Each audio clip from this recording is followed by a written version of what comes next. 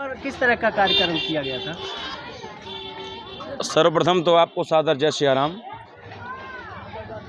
रही बात कार्यक्रम की, तो ये सतचंडी महायज्ञ हो रहा है, जिसमें 11 ब्राह्मण द्वारा सतचंडी महायज्ञ का पाठ हो रहा है।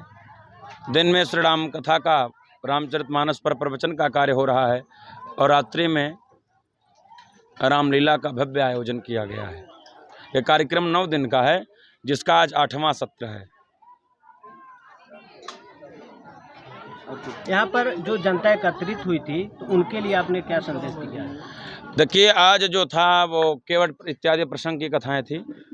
केवट प्रसंग भाव विभोर कर देता है। किस प्रकार प्रभु श्री राम ने जाति पाति ऊंच नीच को समानता प्रदान किया है, चाहे वो केवट हो, चाहे वो भिलनी हो, और चाहे राक्षस कुल का विभीषण हो। भगवान ने जीवों को समरसता का संकेत दिया है, जो कि धर्मनिरपेक्ष एक तरह से कहा जाए। भगवान कहते हैं वही मेरा है। मैं किसी व्यक्ति विशेष से, मैं किसी ऊंच से, मैं किसी नीच से ताल्लुकात न रखते हुए, जो मेरे शरण में आएगा, जो मेरी भक्ति करेगा, चाहे वो हिंदू हो, चाहे मुस्लिम हो, चाहे ब्राह्मण हो, चाहे क्षत्रिय हो, चाहे वैश्य हो, चाहे शूद्र हो, उसकी मैं पुकार सुनूंगा, उस पर मैं कृपा करूंगा। हनुमान जयंती पर आप क्या कहना चाहेंगे? देखिए, हनुमान जयंती का तो आपने बड़ा अच्छा प्रश्न किया है। सर्वप्रथम तो वीर हनुमान जी महाराज की जय। हम लोगों के इष्ट हैं, अयोध्या के राजा हैं। और हनुमान जयंती पर मैं सबको यही कहूँगा कि जिस प्रकार हनुमान जी ने श्री राम जी की अनन्य भक्ति की और श्री राम जी के दूत बन करके श्री राम जी के समस्त बिसरे कार्यों को इकट्ठा करके उनको पूर्ण किया, इसी प्रकार हमको भी अपने जीवन में हनुमान जैसा निर्छल प्रेम, हनुमान जैसा वीरता, हनुमान जैसी नीति को अपना करके वीर हनुमान जी जैसा बनने का प्रयास करना चाहिए।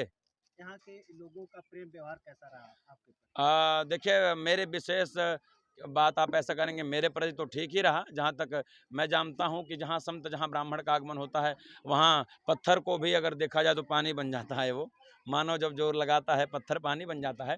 फिलहाल कुछ कमियाँ रह गई और मुझे अनुभव है, मुझे उम्मीद है, मुझे पूरी निष्ठा है कि अगले साल वो भी कमियाँ पूरी हो जाएंगी। महाराज जी, सनातन धर्म के लिए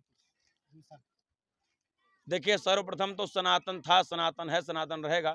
और सनातन धर्म में 2 शब्द की बात ही नहीं है। सनातन की परंपरा, मुझे लगता है कि चारों युग प्रताप तुम्हारा। सनातन का प्रताप चारों युग में था, है और रहेगा।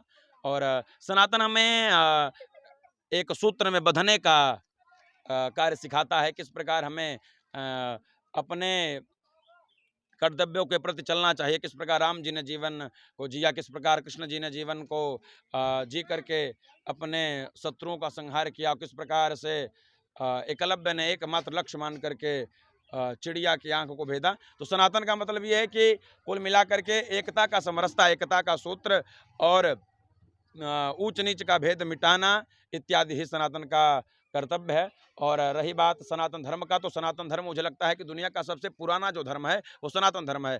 अगर आज मैं आपसे निवेदन करूं तो हवाई जहाज उड़ने के लिए डीजल, पेट्रोल इत्यादि तमाम झंझटों की आवश्यकता पड़ती है, लेकिन हमारे सनातन में रावण के पास एक ऐसा पुष्पक विमान था जो कि ना डीजल, ना पेट्रोल, ना तो किसी प्रकार का क्रैश, ना तो लैंडिंग, वो केवल मन की गति से चलता था। तो सनातन है, सनातन है, सनातन रहेगा।